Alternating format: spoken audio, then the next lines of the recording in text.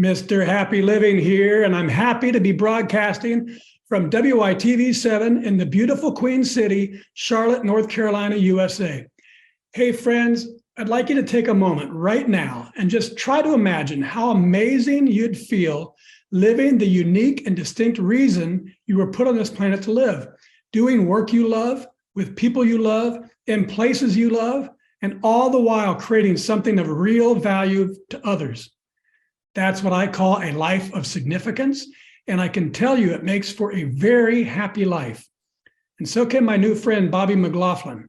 He's my guest star today, and he's here to share his unique and distinct journey to his life of significance. Hey, Bobby, welcome to the show. Thank you so much, and very happy to be here today. Right on. Would you just take a minute or so and tell us what you're doing these days to make your mark of significance on the world? Sure. The quick version, 4 years ago, I donated a kidney to a stranger and really felt compelled to find out what was more. I just really felt there was more than just donation day. And so I found myself getting into advocacy and awareness work. And it's super fulfilling. Finding different ways to help people, which is something that's been kind of near and dear to my heart for a long time, finding ways to help other people. And I understand that you took a little journey last year up to a very tall, high place in Africa somewhere and created a story that more than 30 million people were able to see. Can you tell us just a little bit about that?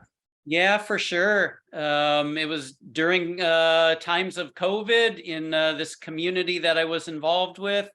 We came up with an online virtual Yahtzee tournament, and there were 6 of us in it, just as a way to connect, just like you and I are connecting today. Back in the early stages of COVID, when maybe we wouldn't go outside and weren't sure what the world was about. And at the conclusion of that tournament, this idea hatched for us to go to Kilimanjaro, not for the explicit reasons of kidney donation, but it kind of morphed into that. And so last March, on World Kidney Day, there was a large group of 20-some people that were standing on the top of Kilimanjaro, and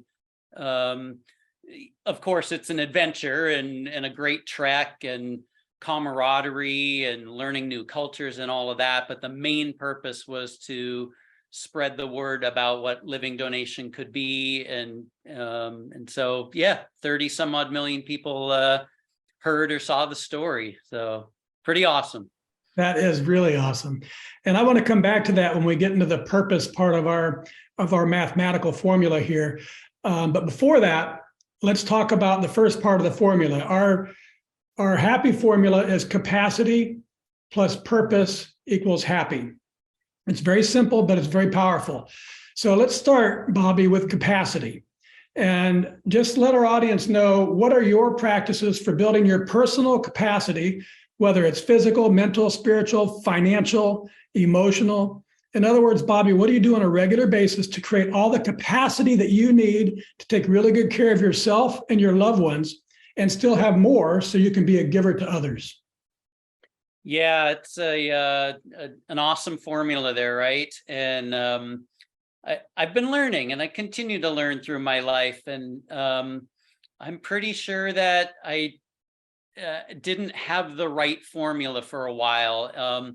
And through kind of a sequence of things in my life, I arrived at a place where I was going to take a pretty deep dive into who I am and my values and where I'm going, and have been able to kind of continue to chisel that down to focusing on myself first, in making sure that I'm loving myself and taking care of myself in the best way that I can so that I can help others. So as a college soccer player, fitness and athletic endeavors have always been part of what I've done. So that's a huge component for me of having some type of regular exercise, and be it running marathons or training for marathons or climbing mountains now, that's critical to me to have this piece, and especially with it being outdoors and all that the great outdoors offers. Those are wonderful components. Taking time to meditate and to be quiet. I love quiet, and not to think, but just to exist within the quiet. So those are some beginning points, and it spills further for me into spirituality, and not so much financial, because I'm a minimalist now, and need what I need to survive. But outside of that, I'm not driven, in a financial way at all. People get hung up on finance, and I like to describe it more as having the currency you need to do what fits your life. So you can have a life that is, as you say, minimalist and is not focused around money, but you still need to have currency, right, to get stuff done. And so that the word financial just trips people up sometimes, I think. Yeah, no, I love that. So let's explore one of my favorite capacity building concepts called a Kaizen state of mind. This is the Japanese idea that small incremental improvements add up over time to yield great big results. And Bobby, I love it because it's based on mindset, not circumstance. So Kaizening life is knowing there's always something I can do better tomorrow than today. It creates this very optimistic, gentle, powerfully continuous uplifting of my life day after day after day. So Bobby, how does Kaizening your life help you increase your personal capacity to continuously become more so you can continuously give more? Optimistic and gentle. That's beautiful. And it's a lens I like to look through as often as I can. And when challenging times come, it's even a greater opportunity for me to do that. And I kind of equate all of this to what it's like in climbing a mountain. Last summer, I spent a good bit of time in Colorado and climbed a bunch of 14,000 foot mountains. They're called 14ers. And we don't get out of our car at 12,000 feet and just start the hike. There's a couple that you can do that. And there's actually one that you can drive all the way to the summit. But I like this idea of putting one foot in front of the other, one step at a time. Sometimes it's lateral, and sometimes it's actually a little bit backwards to find a little bit better route. And so I have this love for the mountains and this love for life in this way. And so I just try to continue to apply that. Do I stub my toe? For sure. Sometimes trip and fall? Absolutely. But just happy to get back up and just take one step at a time, whatever that might be in life, to help myself get centered where I feel I'm at my best for me, so that I can then do whatever I can for others. And if it ends up being, that maybe I feel like I've come a little bit short of my target on that day or on that event, I'm now at this stage in life, I'm okay with that, because even through that process, that's giving me opportunities to learn and grow, to further apply, again, to help myself grow and be more for others too. Well, Kaizen it's all about the process and not the outcome.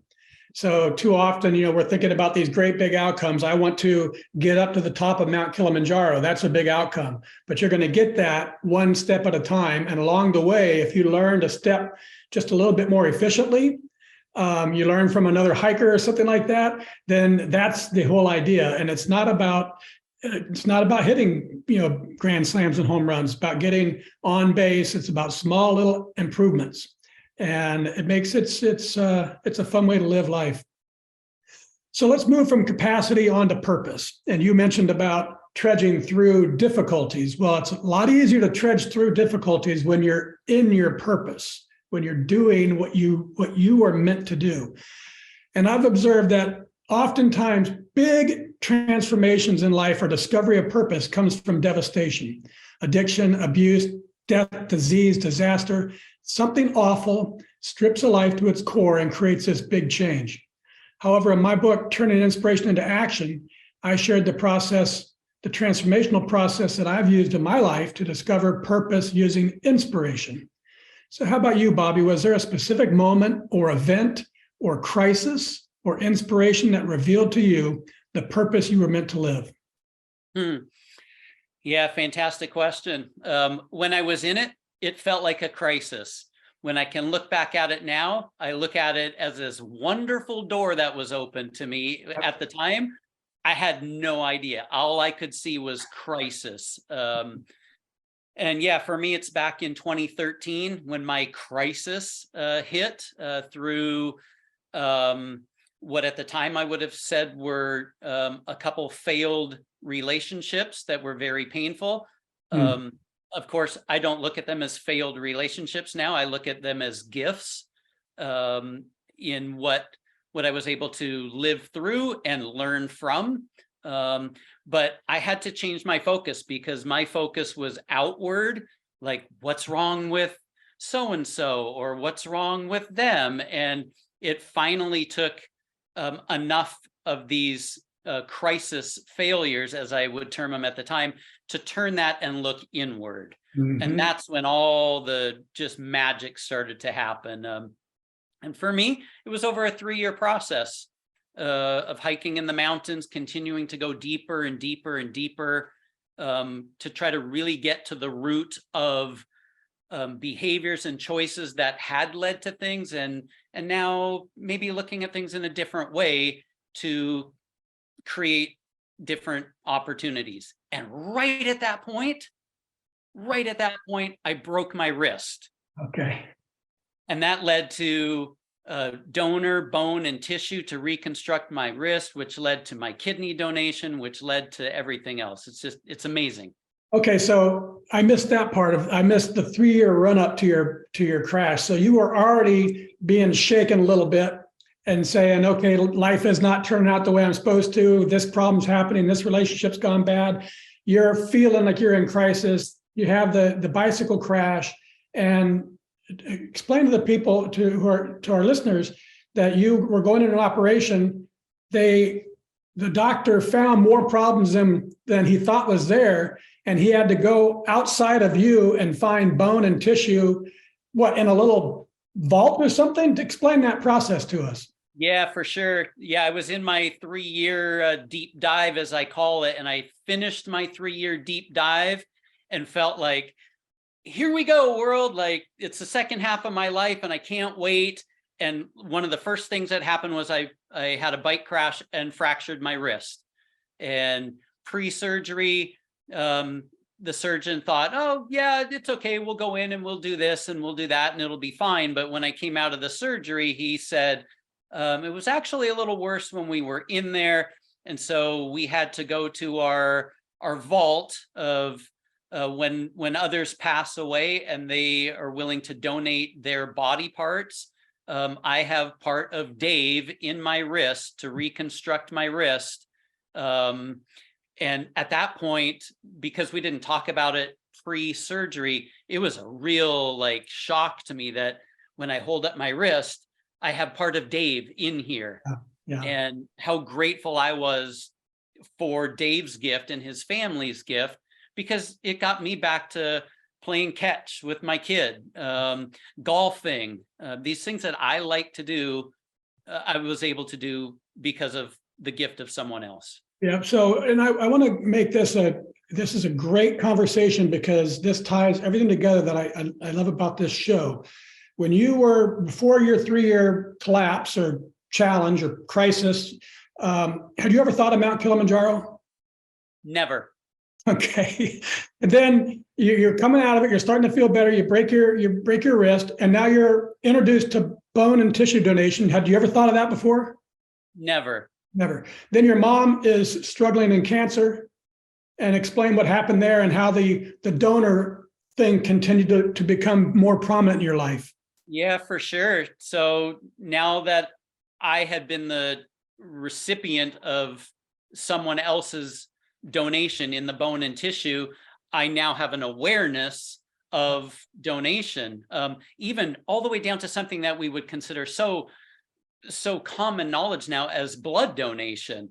I'm with my brother and sister, and we're supporting my mom and my dad as she's going through all of her cancer treatments, and it just dawns on me, like, she's getting blood that total strangers have donated. The strangers don't know where it's going.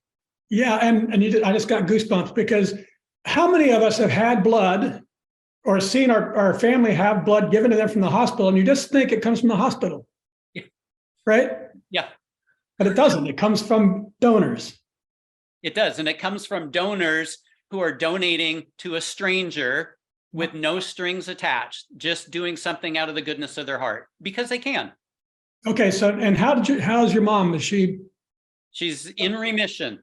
Yay! All right, couldn't find that. Okay, so then after mom, and you have this revelation about blood, you met some woman who had donated her kidney. Tell us about that chance meeting. Yeah, chance meeting, right? So I don't look at it as a chance meeting at all now. At the time, same thing I did, where donation now is on my radar. Of course, I meet this gal. She's a kidney donor. I'm like, I didn't know you could do that. She tells me her whole story with a comment of, what about you? And I'm feel blessed and fortunate that I'm fit and healthy to my knowledge. And so I'm like, yeah, that's an interesting idea. I was able to then meet her recipient, and her recipient graciously shared her story of life before and after transplant. And it like just blew the doors off of anything I had ever been able to conceive about anything where you could help someone. And I was like, instantly, I was like, I got to find out if I can do this, and called University of Washington, started the process to get tested to see if I could donate. And about 6 months later, they said, yes, you can. So, and then you donated, and just give us a minute or two, if you can, on what that process was like, on meeting your donor's family, on the life that your donor, he extended his life, but I understand he's just passed as well. So just give us what has all that meant to you and your experience and your relationship with that family. Yeah, it continues to evolve. My sister, so Devin, I was able to give a kidney and it went to Devin. I was donating to a stranger. He was the stranger recipient. His wife, Paige, was at the hospital in the waiting room. My sister, Debbie, was in the waiting room. They kind of overheard each other talking. They made a connection.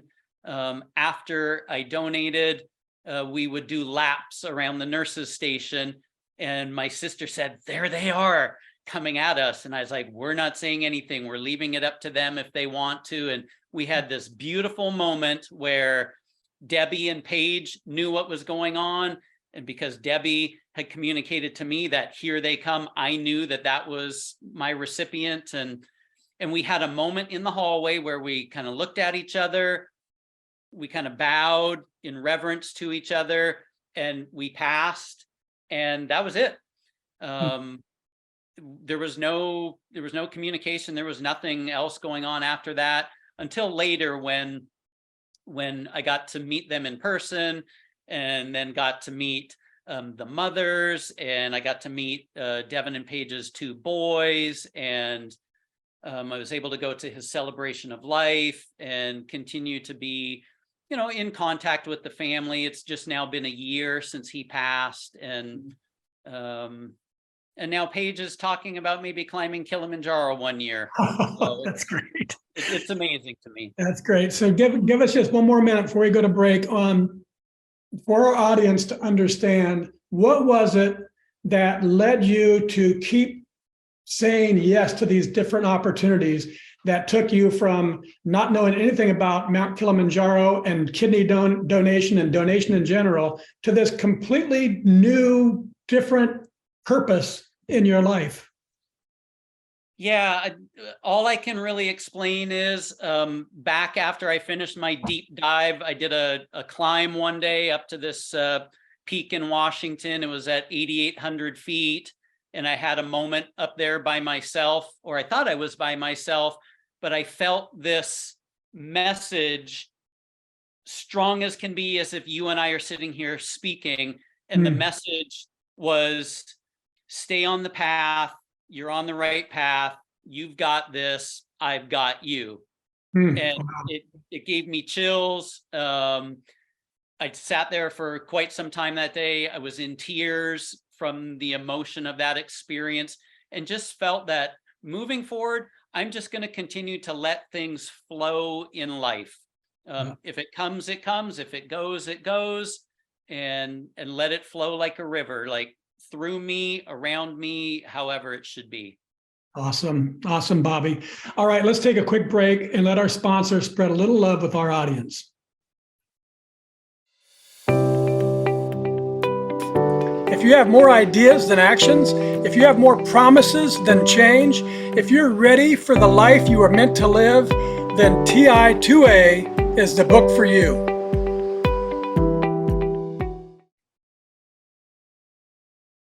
And we're back, and this is the Something Significant Show, and I'm your host, Matt Gersper. And my special guest star today is Bobby McLaughlin. He's a soccer coach, a former college athlete, an outdoor enthusiast, and an advocacy leader by chance and disposition. I love that description, Bobby. And I think you'll love this article I found on lifescience.com. It's called The Science Behind the Power of Giving. And it says the act of giving itself can be a gateway to discovering your reason for being on this planet. It tells how science supports the notion that giving one's time and talents and treasures is a powerful pathway to discovering purpose and transcending difficulties and finding fulfillment and meaning in life. So I've updated our formula to capacity plus purpose plus giving equals really happy. So what do you think, Bobby? From your experience, have you found that giving your time and talents and treasures has been a pathway for discovering your purpose and for transcending difficulties that you've faced and for bringing real meaning into your life? Unequivocally, yes. Like, first, as a soccer coach, starting when my two little kids were little kiddos, coaching them at under 6 age group and working my way up to club teams and high school and college, being part of a NCAA Division II national championship team back in 1993, and the experience of that. That's an amazing story on its own. But the role of a coach for me is one of giving of time, of giving of talents to help others. Of course, we're trying to succeed and win and do what we can, but very clearly giving in that regard so that others can succeed. And the letters that you get back at the end of a season, or the comments you get from the players or the parents, it's clear to them that they have been on the receiving end of that. So soccer-wise, for sure. And this whole other advocacy work, if you would, is giving as well. It's not without its challenges, where you might need to step to the left or step to the right. But for sure, giving to others continues to be something that fulfills me, and I'm grateful that it's part of my life. Yeah, it's great, and science supports this notion that creates this wonderful feeling that comes from our fourth element of significance, when you're doing work that creates value for others. But I've been learning that the magic comes not just from getting more and doing more, but from giving more. But there's more than that. It's more than what the science is telling us. It's when you're giving, it's not just the giving, when you're giving from living in your purpose, when you're giving from your gifts, that's where the magic is.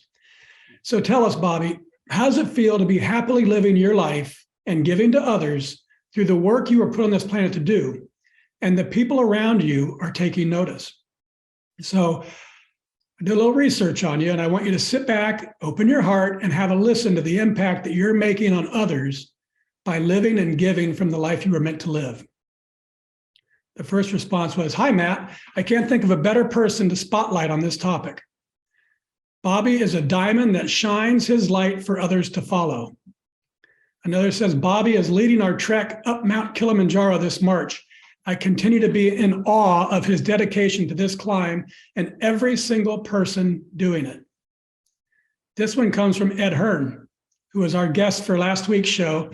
And he says, "Bobby may be the greatest hope for the 120,000 people like me waiting for a living donor transplant."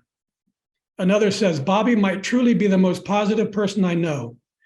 He is a hero. He's kind. He's compassionate, loving, giving, adventurous. There are just not enough words in the world to describe Bobby McLaughlin. Big-hearted, hopeful, thoughtful, encouraging, tireless, always soft-spoken, considerate, welcoming, dedicated to helping others. There's a genuine niceness about him." This one's competing with me. I could do a whole podcast myself on Bobby's generous spirit and how the breadth, love, and peace of his spirit just keep expanding. The minute I saw his sparkling with life and kindness blue eyes, I knew he was someone I should know. He is generosity on every level. His inherent sparkle breathes smiles into children on the street, strangers, and pretty much everyone he meets, and he backs that sparkle up with action. Bobby is the type of person who can't help but have a positive impact on everyone he interacts with. He doesn't just do good things, he encourages others to do good too. He shares his heart, his story, his passion, and his positive perspective everywhere he goes, and is making the world a better place one story at a time. Bobby is the real deal throughout. Bobby is a modern-day Moses. He lives his entire life bringing awareness to the needs of others and serving others. And finally, Bobby saved my son Devin's life, gave him 3 wonderful years with his wife and 2 small sons. Bobby makes me want to be a better human. He is selfless and cares so deeply for others. I'm forever grateful to him for being the good human being that he is. Bobby, how's all that love make you feel? Wow, thank you for sharing all of that. Moses might be a little over the top. Yeah, but no, it just I think what this last year has really shown me is a lot of what you have just described, and yet at the same time, there can be people who witness the same actions, but have a different perspective on it. Yeah, there might be people, you've just relayed a bunch of positive comments. You also might find some people who have experienced some things that I've been a part of over the last year who would have a completely different view on this. And what I have really found and will stick to be true to myself on is I know where all of this comes from within me. And if others, it does, it comes from in here, from the heart, from a good place. Will everybody receive it like that? Definitely not. And for that, I'm completely at peace with that. And it also will not derail me from what it is I'm going to continue to do. So I appreciate you sharing all of that. Well, I appreciate the love that you've created out there in the world.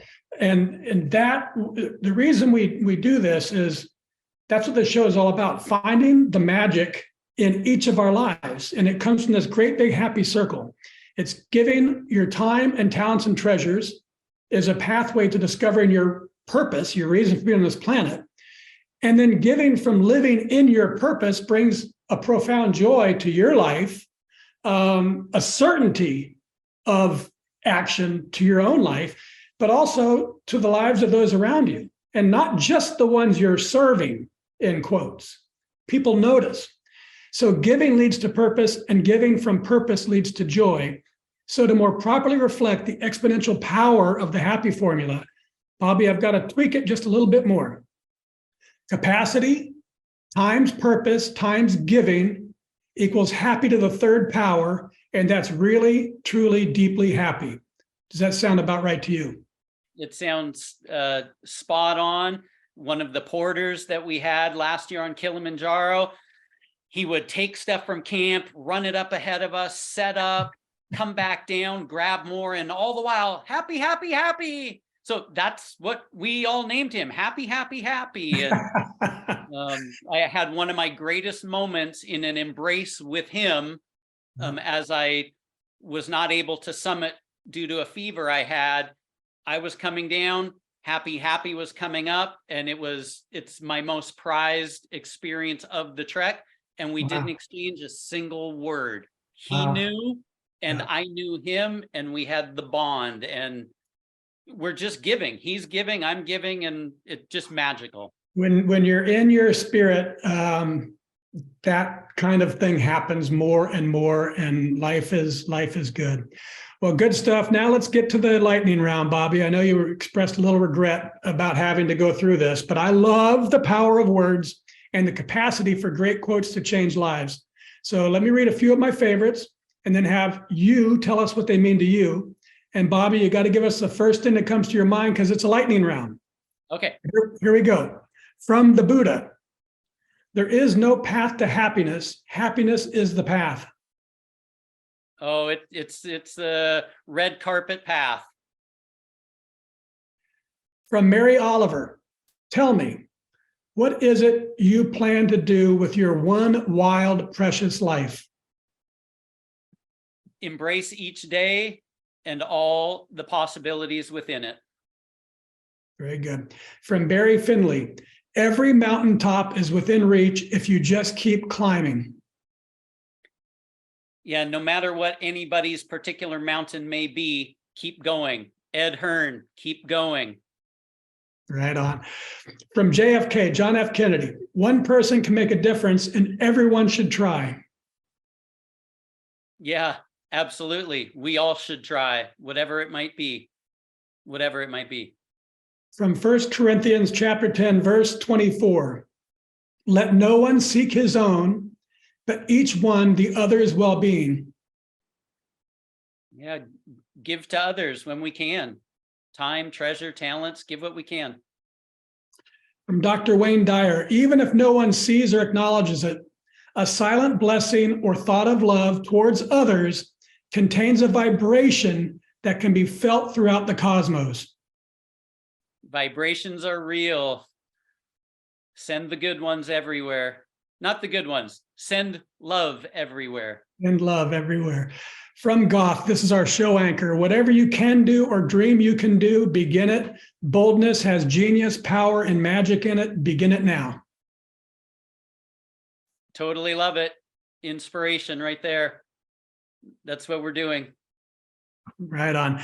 Okay, now, folks, it's your turn to be a giver too. If you can hear my voice and you were inspired by today's show with Bobby McLaughlin, please share some love with our wonderful broadcast team by giving what you can to WITV7.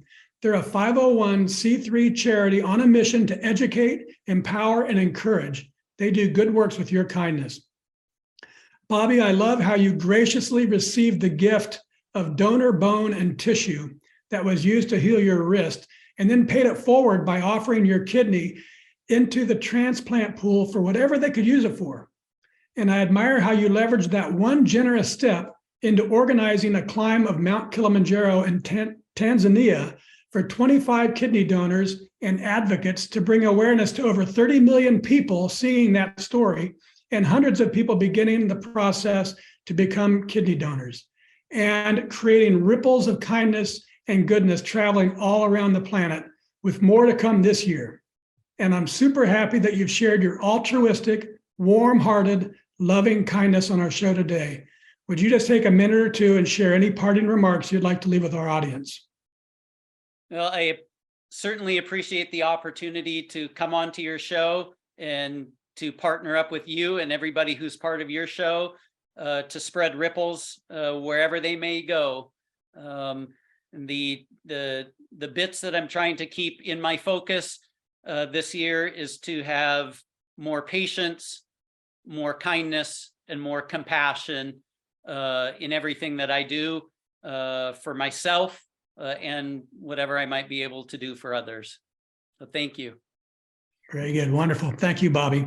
I also want to thank WITV7 for hosting and promoting our show so we can keep interviewing inspiring guest stars like Bobby and reaching folks just like you, ready to create your own extraordinary lives. And most especially, thank you, viewers and listeners. You'll find links to websites and social media and all things Bobby McLaughlin. Find him, friend him, and most importantly, go to our friend Ed Hearn's website at the National Kidney Registry to see how you may be able to help. Just go to nkr.org/FQH33. So I'm going to say it again. That's N for national, K for kidney, R for registry.org/F for Frank, Q as in Queen, H as in Henry, and the number is 333. That's nkr.org/FQH333. From me to you, dear friends, I love you and I want you to be really, truly, deeply happy too. So I want you to go to happyliving.com and take our happy quiz, because when you measure your happy, you'll focus attention on it. And focusing attention on it inspires change and learning and improvement, all to just flow right into your life. And once you take the quiz, and it really only takes a minute, I hope you'll give some thought about what we can do together, you and me. Yes, give some thought about what we can do together right now to improve the happy of your world, one person at a time. Till next time, I'm Matt Gersper. You're awesome, and this is the Something Significant Show. And we're out.